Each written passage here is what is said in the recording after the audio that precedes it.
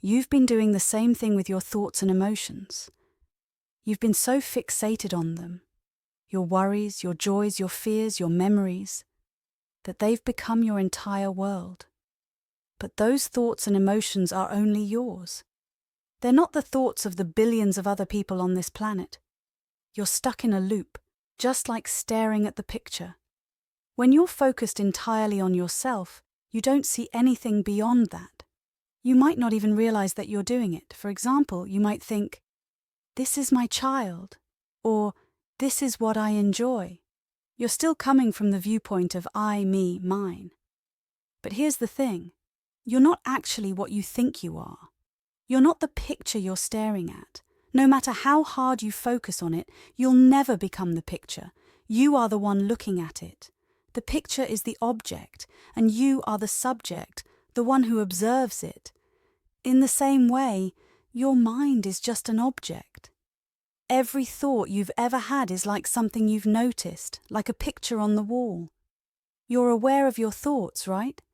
You don't need to prove it, you just know. But here's the important question. Who is noticing your thoughts? This is a huge step in spirituality. It's not about the content of your thoughts. It's about realizing that you are the one who notices them. If you get caught up in judging your thoughts, "That was a bad thought," or "I shouldn't think this way, it's not spiritual," you're still focused on the thoughts themselves.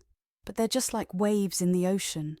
Sometimes the waves are calm, sometimes they're rough, but they're all just waves. They come and they go. Your thoughts and emotions work the same way. You've been sad, you've been happy, you've been in love, and you've been upset. But through all of it, there's a part of you that stays the same, the one who experiences these emotions and thoughts. So while you're focused on yourself, your identity, your thoughts, your feelings, you're not really connecting with something bigger. And I'm not trying to judge you, but if you stay stuck on I, me, mine, you won't reach that deeper spiritual level. Why? Because God, or the universe, is everything. God isn't just one small part. It's the entire universe, every galaxy, everything that ever was or will be.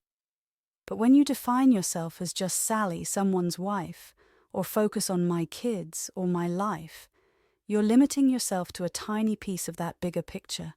You're still saying I, me, mine. And as long as you stay there, you're focused on just one part of the whole, not the whole itself.